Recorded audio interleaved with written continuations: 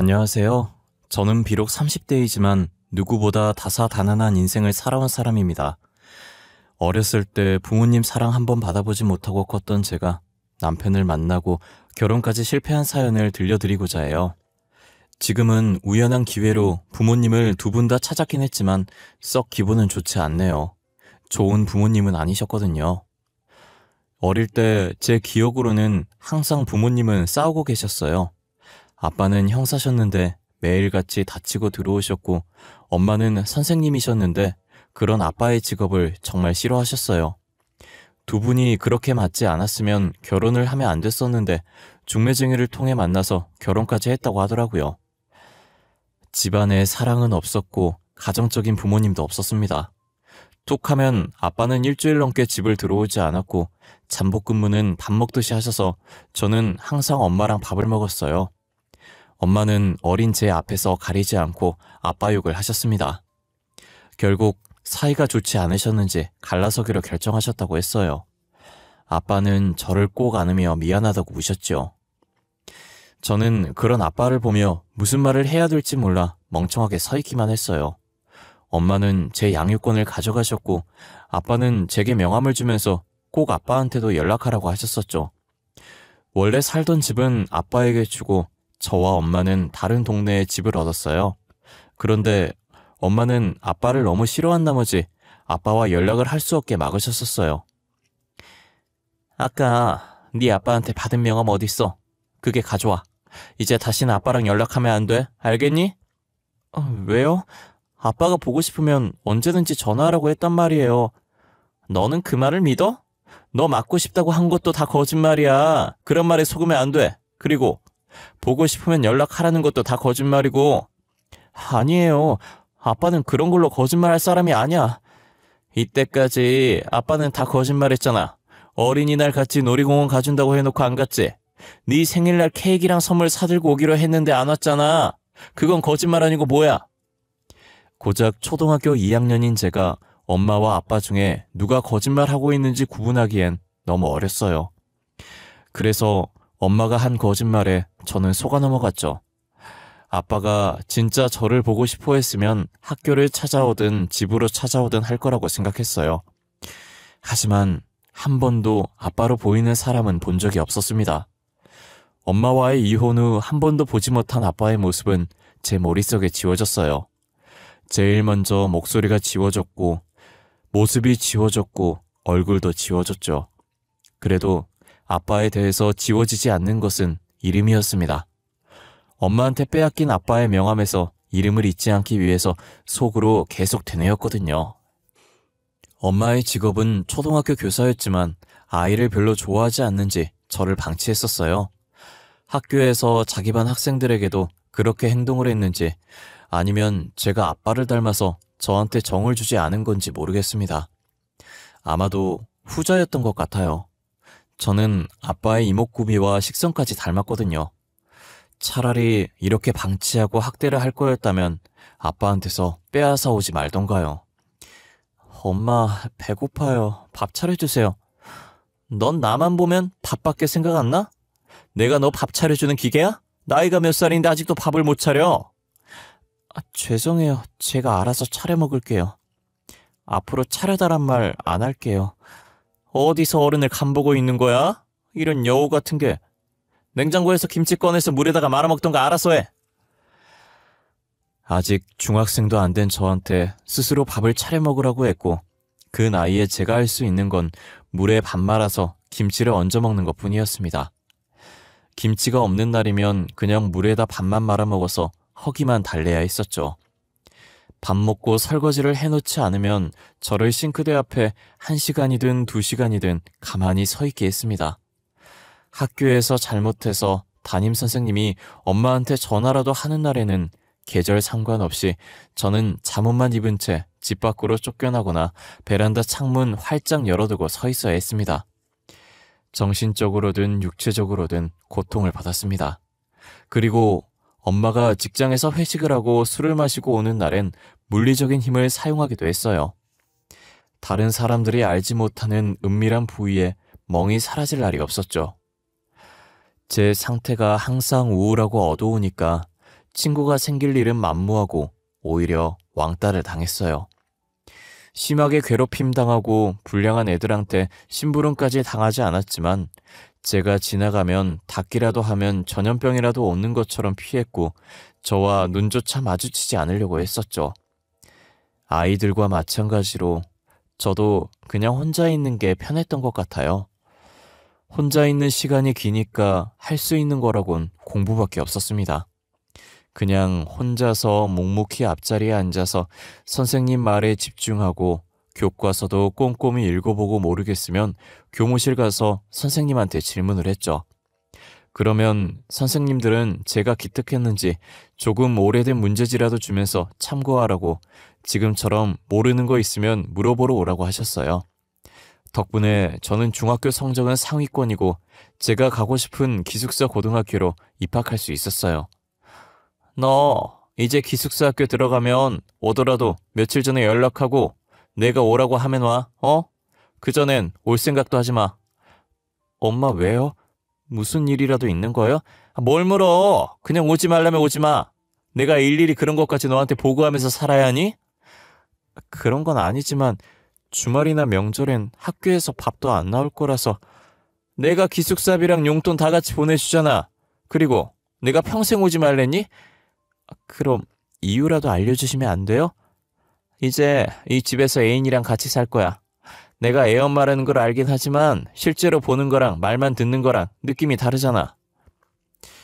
어렸을 땐 몰랐지만 어느 정도 크고 나니 엄마가 아빠랑 헤어지고 나서 다른 사람이 있는 것 같다고 생각은 했지만 기숙사 학교를 가자마자 살겠다고 할 줄은 몰랐어요.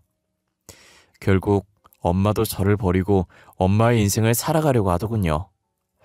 엄마 말대로 저는 극도로 집에 가겠다는 연락을 하지 않았어요. 그래도 제가 연락이 없다면 한 번쯤은 엄마한테서 얼굴 비추라는 연락이 올 줄 알았습니다. 제 희망이었지만요. 졸업을 6개월 정도 앞두고 있을 때였어요. 3년 동안 10손가락으로 셀 수 있을 정도로 연락 없던 엄마한테서 먼저 왔어요. 몇 달 후면 너도 이제 성인이잖아. 그치?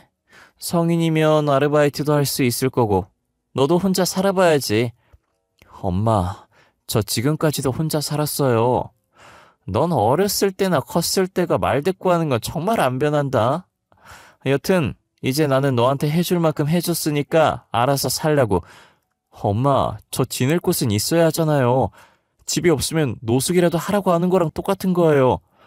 너 졸업에 맞춰서 보증금까지는 통장으로 보내줄게. 그 이유는 진짜 네가 알아서 해. 이게 네 엄마로서 마지막 정이야. 엄마 할 말만 하고 전화는 끊어졌어요. 이렇게 될 줄은 알았지만 졸업 후 한 번이라도 집으로 와서 얼굴 보고 얘기하자고 할 줄 알았는데 그것도 아니었네요. 제가 너무 엄마한테 크나큰 기대를 했나 봐요. 어렸을 때 그렇게 당해놓고 엄마가 무슨 좋은 추억이라도 있다고 그러는지 모르겠어요. 저는 졸업식과 동시에 엄마가 준 보증금 700만 원으로 입학할 학교 주변 동네에 원룸을 구했고 집 주변에서 아르바이트를 3군데를 동시에 하며 열심히 벌었습니다. 하루하루 힘겹게 열심히 살아가는 저를 보며 카페 사장님이 궁상맞아 보였는지 소개팅 한번 해보라고 하셨어요. 처음엔 제가 지금 그럴 처지가 못 되니 싫다고 말했는데 사장님은 딱 한 번만 만나보라며 부탁하더라고요. 아이 수정씨, 그렇게 아등바등 살아서 뭐해. 20살 초반인데 연애도 하고 놀러도 다니고 그래야지. 아니에요. 저는 지금 생활도 바빠서 남자 만날 시간도 없어요, 사장님. 소개는 안 받을게요. 아니, 그러지 말고 한번 만나서 밥이라도 먹어봐. 혹시 또 알아? 내 덕분에 수정씨 인생 활짝 필 수도 있잖아. 정말 괜찮아요. 지금 학교 다니고 아르바이트 한다고 만날 시간도 없어서 그래요, 사장님. 진짜 좋아하는 사람 생기면 알아서 시간도 생길 거야. 내 친구라서 나이는 좀 많은데 돈도 잘 벌고 생긴 것도 나이 들어보지 않아. 정말 시간도 없고 생각도 없어요. 죄송해요. 수정씨가 만날 생각이 있다고 하면 하루 아르바이트 빼줄게. 돈은 그대로 쳐줄 거니까 걱정하지 말고.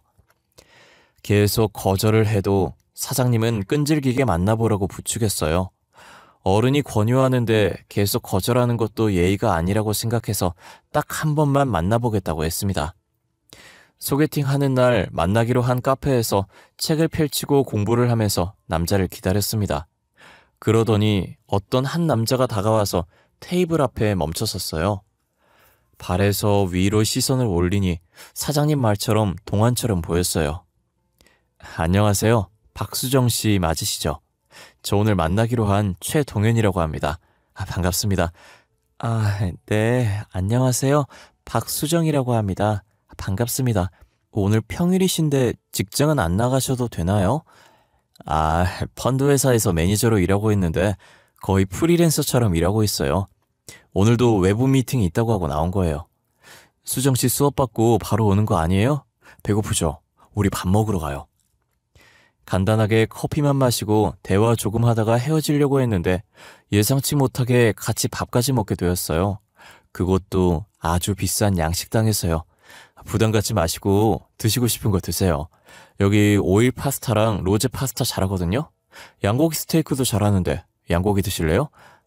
예, 편식은 안 해서 괜찮아요. 여기 처음 와서 추천하는 거 먹을게요, 그냥. 남자는 꽤 자상하고 친절한 사람이었어요. 스테이크가 나오자 접시도 앞쪽으로 옮겨주고 저를 먼저 생각해주는 사람이었죠. 누구한테도 받아본 적 없는 친절이었습니다. 첫 만남에 차를 가지고 집까지 데려다줬고 차 탈 때도 조수석 문을 손수 열어주며 친절을 베풀더군요. 나이 차이가 많이 났던 게 마음에 걸렸지만 공주님이 된 기분에 점점 그 남자를 사랑하게 되었습니다. 저의 긍정적인 대답으로 저희 둘은 사귀게 되었습니다. 제가 아직 학생이라서 데이트 비용은 다 남자친구가 냈어요. 늘 얻어먹기만 해서 미안하다고 커피 한 잔이라도 사겠다고 했지만 자기는 남는 게 돈이라며 이 정도 써도 된다고 하더라고요. 되게 든든했어요. 이런 게 진정한 어른이라는 생각도 들고요. 어느 날 남자친구는 제게 뜻밖의 고백을 하더군요. 수정아, 혹시 넌 나랑 결혼 생각은 없어? 너가 결혼 생각 있으면 오빠가 돈 벌어다 줄 테니까 너 하고 싶은 거 시켜줄 수 있는데. 결혼? 아직 내 나이가 이제 20대 중반이라서 생각해본 적은 없어. 그리고 우리 나이 차이가 심하니까 한 번도 생각 안 해봤어. 이렇게 평일 주말 없이 학교에 아르바이트 다니는 거 보면 안쓰러워서 그래. 너가 운전면허만 딴다면 오빠가 벤츠도 바로 사줄 수 있는데. 비싼 차 필요 없어. 초보 운전인도 괜찮아. 그리고 차 가지고 싶다고 생각한 적도 없어. 다 괜찮다고 하지 말고 진지하게 생각해봐. 오빠랑 결혼하면 비싼 차도 운전할 수 있고 너가 따로 해올 것도 없어. 지금 내가 살고 있는 아파트에 몸만 들어와서 살기만 하면 돼. 그건 그냥 오빠한테 얹혀 하는 거잖아. 내가 어떻게 받아먹기만 하고 살아. 미안해 하지 마. 내가 해주고 싶으니까 이러는 거지. 나도 너 사랑 안 했으면 이렇게까지 헌신적으로 하지도 않았어. 무슨 말인지 알지? 남자친구 말처럼 저를 그만큼 사랑하고 있으니 결혼까지 제안했다고 생각했습니다. 그 자리에서 선뜻 대답은 못했지만 며칠 뒤 만나서 결혼해도 괜찮을 것 같다고 대답했죠. 남자친구는 들뜬 마음에 저에게 최고급으로 전부 해주겠다고 하더군요. 수정아, 우리는 어른들도 없으니까 격식 차리지 말고 그냥 친한 친구들만 불러서 혼인 서약서만 읽고 간단하게 하자. 그 대신 세상에 제일 이쁜 신부로 만들어줄게. 드레스 진짜 이쁜 거 입자. 아니야, 드레스 안 입어도 돼. 그냥 심플한 걸로 입고 하자. 어차피 간단하게 시골릴 거잖아. 그리고 내가 보태는 것도 없는데. 금전적으로 미안해하지 말라고 했잖아. 오빠 능력 있는 사람이라니까. 그래도 아껴서 나쁠 거 없잖아. 나중에 큰돈 들어갈 일도 있을 수도 있고. 어이구, 나이도 어리면서 왜 이렇게 철이 들었을까? 여보, 우리 아이도 빨리 가질까? 둘이서 사는 것도 좋지만 가족이 많이 있는 게 좋잖아. 아직 아기 낳는 게 상상이 안 돼서 무서워. 내가 잘 키울 수 있을까? 오빠는 자신 있어? 모든 부모들이 자신 있어서 아기 낳는 거 아니잖아. 서로 사랑하고 자연스럽게 생기니까 낳는 거지. 우리도 서로 사랑하는 마음 있고 둘만의 결실이 생기면 잘할 수 있을 거야. 내가 잘 키우지 못해도 오빠가 많이 도와줘. 이제부터라도 책 사서 공부도 하고 그래야겠어. 결혼과 동시에 서로 빨리 아이를 가지기로 합의했어요. 저는 자신이 없고 무섭기만 했지만 옆에 든든한 남편이 있었기에 결심할 수 있었죠. 어린 시절부터 저한테 이런 행복이 생길 거라고 생각지도 못했는데 힘들었던 어린 시절을 보상받는 듯 남편이 제게는 행운처럼 느껴졌어요. 하지만 행복은 잠시 스쳐 지나가려는 바람이었는지 금방 화목한 가정이 깨져버렸어요. 결혼한 지 5개월이 지났고 그 기간 동안 수없이 임신 시도를 했었는데 다 실패했습니다. 노력만 하면 가질 수 있을 거라 생각했는데 착각이었나 봐요. 남편도 처음엔 조급해하지 말자고 했지만 시간이 지날수록 지쳐가는 것만 같았어요. 어느 날은 남편이 집 앞으로 잠시만 나오라고 하더라고요. 나갔더니 저를 데리고 산부인과로 가더군요. 어리둥절했지만 남편을 따라 들어갔습니다. 여기 문진표 작성하시고 잠시만 기다리시면 돼요. 혹시 지금 월경 시작하신 지 며칠 되셨죠? 빈 곳에 체크 전부 다 하시고 조금만 앉아서 기다려주세요. 오빠, 산부인과까지 왜 온 거야? 나 건강검진 해주려고? 남편은 제 말에 대답하지 않고 상담실장님이 안내하는 방으로 들어가라고 했습니다. 저 혼자 들어가니 의사가 불임이 의심돼서 오셨냐며 저한테 묻더군요. 환자분 직접 예약하신 난임검사를 시작할게요. 지금 환자분 월경 3일차라 호르몬 검사하셔야 되거든요. 오른쪽 체열실 가서 피 뽑으시고 가면 됩니다. 다음날 며칠에 내원하시겠어요? 일주일 뒤에 예약을 하고 다시 찾아간 병원에서 초음파를 찍겠다고 하더군요. 결국 한 달에 걸쳐 병원을 들락날락거리면서 검사를 끝냈는데 제가 불임이 맞다고 하더군요. 간혹 환자분처럼 젊은 나이에도 불임은 환자들이 있거든요. 이런 결과를 알려드려서 죄송합니다. 나팔관에 선천적 이상이 발견되어서요. 시험관을 준비하셔야 될 것 같습니다. 결과를 듣고 저는 당황스럽고 놀랄 수밖에 없었습니다. 아직 30대도 되지 않았는데 불임이라뇨. 결과가 잘못된 거라고 생각하고 싶었어요. 하지만 5개월간 노력했는데 성공하지 못했으니 불임일 수도 있지 않을까 했는데 남편이 아니라 제가 불임이라니 믿고 싶지 않았어요. 남편은 의사의 말에 큰 충격을 먹었는지 집 가는 내내 제게 말 한마디 걸지 않았어요. 그리고 집안에 저를 내려주고 아무 말도 하지 않고 가버렸습니다. 그날 저녁 남편은 집에 들어오지 않았고 다음날 저녁이 돼서야 들어오더군요. 오빠 전화 온 거 못 봤어? 일 있어서 못 들어오는 거면 메시지라도 보내주지 그랬어. 걱정했잖아. 남자가 사회생활 하다 보면 조금 늦을 수도 있고 못 들어올 수도 있는 거잖아. 일일이 보고라도 하라는 거야 지금?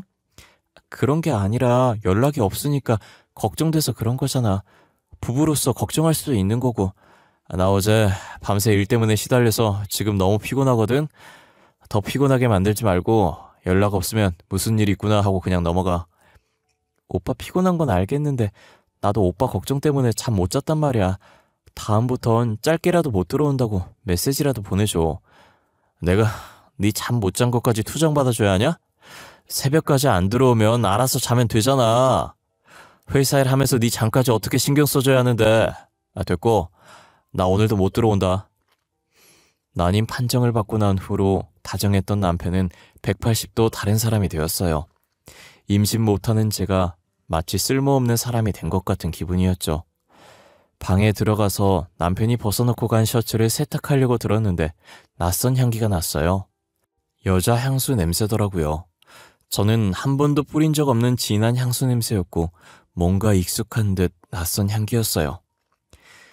그날 밤에도 남편 말대로 들어오지 않았어요. 불안한 마음에 무작정 남편이 일하는 건물로 찾아갔지만 남편이 일하는 회사가 어떤 회사인지도 몰랐던 저는 마냥 남편이 나오기를 기다릴 수밖에 없었죠. 한없이 회사 벤치에서 기다리고 있는데 지하 주차장에서 남편 차가 나오는 거예요. 도로에 정차되어 있는 택시를 타고 기사님한테 남편 차를 뒤쫓아 달라고 했어요. 남편을 미행한 지 15분쯤 되었을 때 익숙한 동네가 보이더군요. 이 동네에서 어린 시절 엄마랑 같이 살던 동네였는데, 그리고 남편은 큰 아파트로 들어가 버렸죠. 몰래 남편 뒤를 따라가며 계단 밑에 숨어서 봤는데 옛날 제가 살던 집 앞에서 멈추더군요. 대체 이게 무슨 상황인지 아무리 생각해도 이해가 가지 않았습니다.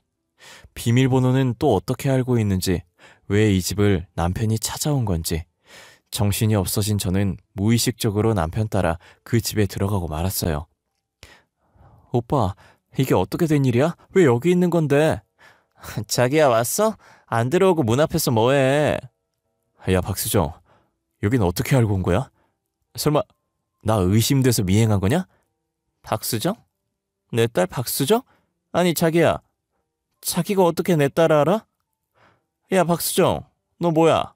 내가 평생 얼굴 보지 말자고 말했는데 감히 내 집을 들어와? 오빠, 무슨 말이라도 해봐. 제발, 내가 생각하는 그런 거 아니지? 박수정, 네가 설명해봐. 너 내 남친 어떻게 알았어? 설마 둘이 사겨? 최동현, 가만히 있지 말고 빨리 말해보라고. 엄마, 저 사람 제 남편이에요. 5개월 전에 결혼했어요. 알고 지낸 지 1년 됐고요. 저도 지금 엄마 집에 왜 남편이 들어온지 모르겠는데요. 남편? 1년 전에 알았다고? 지금 나랑 장난해? 쟤 나랑 동거한 지 10년이나 됐다고. 너 기숙사 입학하고 나서부터 같이 살았다고. 아, 짜증나게 하네 진짜. 야, 박수정, 이게 뭐하는 짓인데 소름 돋게 미행이나 하네? 이제 내 사생활까지 넘보겠다 이거냐? 빨리 집에 가라고. 가긴 어딜 가. 너 설마 내 남친 꼬셔냈니? 그런 거야? 이런 여우 같은 게 감히 내 남자를 꼬셔? 그 말과 동시에 엄마는 제 뺨을 내리쳤습니다. 남편은 계속 그 상황을 보고만 있었고요. 10년 동안 엄마를 만났다면 상간녀는 엄마가 아니라 제가 되는 상황이 돼버렸죠. 그 자리에서 저는 이성적으로 생각할 수도 없었고 어떻게 집으로 왔는지도 모르겠습니다. 정신 차려보니 거실 소파에 앉아 있었어요. 삼자 대면한 후 남편은 아예 연락도 받지 않고 집에 들어오지도 않았습니다. 남편과 연락 두절되었고 저는 하루하루 멍하니 집안에만 틀어박혀 있었습니다. 진짜 저를 사랑한다고 생각했던 상대에게 배신을 당해버린 충격은 쉽게 사라지지 않았어요. 제가 상간녀가 되었다는 충격에서 빠져나오지 못하고 며칠 뒤 경찰서에서 연락이 왔습니다. 안녕하세요. 서울 띵띵경찰서입니다. 최동현 씨가 남편 맞죠? 현재 최동현 씨가 수배 중입니다. 가족관계 확인서를 보니 박수정 씨가 아내로 되어 있어서 연락드렸습니다. 네? 남편이 무슨 잘못을 했나요? 잘못 알고 계신 거 아닌가요? 남편은 번듯한 직장에서 일하고 있어요. 사고 칠 사람이 아닌데요. 참고인 신분으로 조사를 받으셔야 해서 내일 오후 3시까지 저희서로 출석해 주십시오. 담당 형사는 강력 2팀 박수영 형사입니다. 전화를 받고 정신없이 준비하고 경찰서로 갔고 안내받은 대로 담당 형사를 찾아갔습니다. 형사의 이름을 처음 들었을 땐 남편의 사기 소식에 놀라서 신경을 쓰지 못했는데 경찰서에 도착해서 책상 앞 이름표를 보고 나서 멈칫했습니다. 자리를 비웠던 형사는 저를 발견하고 자리에 앉으라 했고 조사를 시작했습니다. 지금부터 조사 시작하겠습니다. 본인은 이제 참고인 신분이며 이 조사의 취지는 참고인이 범인과 사기를 동조했는지 판가름하기 위해서입니다. 참고인, 이름과 나이는 어떻게 됩니까? 박수정입니다. 나이는 올해 26살이고요. 저 그런데 혹시 형사님 따님 이름이 어떻게 되나요? 형사의 딸 이름을 묻는 저를 보고 이상하게 쳐다보더라고요. 저는 간절한 눈빛으로 형사를 바라봤습니다. 너무 어릴 때 헤어진 아빠라 얼굴도 기억나지 않아서 혹시나 싶은 마음으로 물었거든요. 제가 딸이 있는 건 어떻게 알았죠? 그러고 보니 제 딸 이름도 박수정이네요. 오래전부터 연락이 끊겨서 제 딸도 참고인과 같은 나이네요. 형사님, 혹시 저희 아빠 아니세요? 저희 엄마 띵띵 초등학교 교사고 두 분 다 10년 전에 이혼하셨었는데 그걸 어떻게... 진짜 수정이 내 딸 맞아? 아빠가 그렇게 보고 싶어 했던 딸... 그동안 어떻게 지냈던 거야? 아빠가 진짜 보고 싶었어. 저도 아빠 보고 싶었어요. 진짜 보고 싶었어요, 아빠. 아빠와 저는 서로 부둥켜 안고 울면서 갑작스럽게 경찰서에서 부녀 상봉을 하게 됐습니다. 주위의 사람들이 다 쳐다봤지만 지금은 그렇게 중요하지 않았죠. 한참을 아는 채로 울다가 조금씩 진정이 되었고 아빠는 조사실 가서 마저 얘기하자고 했습니다. 수정아, 그동안 잘 지냈어? 어렸을 때 헤어져서 살이 빠진 건지 모르겠지만 왜 이렇게 말랐어? 밥은 챙겨 먹고 다녀? 건강은 어때? 잘 지냈었어요. 건강하고요. 아빠는요? 잘 지내셨어요? 죄송해요. 저는 어렸을 때라 아빠가 기억이 안 나요. 수정아. 어쩌다가 저런 놈한테 시집을 간 거야. 저놈은 사기 전과 10범인데 하도 도망을 잘 가서 수배까지 떨어졌어. 이때까지 저놈이랑 한 집에서 살았던 거야? 그 집 나와서 아빠랑 같이 살자, 응? 아빠 말대로 사기꾼 남편을 피하기 위해서 아빠 집으로 들어갔습니다. 같이 살지 않은 횟수가 10년이 되어서 서먹했습니다. 하지만 서로에게 적응하려고 정말 많이 노력했습니다. 그런데 아빠가 뜻밖의 말을 해주더군요. 그동안 왜 아빠 연락을 안 받은 거야? 아빠가 그렇게 미웠어? 네? 엄마 말로는 아빠가 절 싫어해서 엄마한테 버린 거라고 했어요. 그래서 아빠가 준 명함도 엄마가 버렸어요. 보고 싶으면 연락하라는 것도 거짓말이라고. 그런 걸 거짓말하는 부모가 어딨어? 엄마랑 이혼하고 나서 너한테 연락이라도 올까봐 명함에 있는 번호 그대로 쓰고 있었어. 아빠는 늘 거짓말만 하는 사람이라고 했었어요. 오히려 아빠가 절 버렸다고 해서. 어렸을 때 너한테 지킬 수 없는 약속한 건 맞지만 거짓말은 아니었어. 난 언제든 널 데리고 오려고 너희 엄마한테 연락했는데 너희 엄마는 한 번도 연락을 주지 않더구나. 엄마한테 연락하셨었어요? 저는 몰랐어요.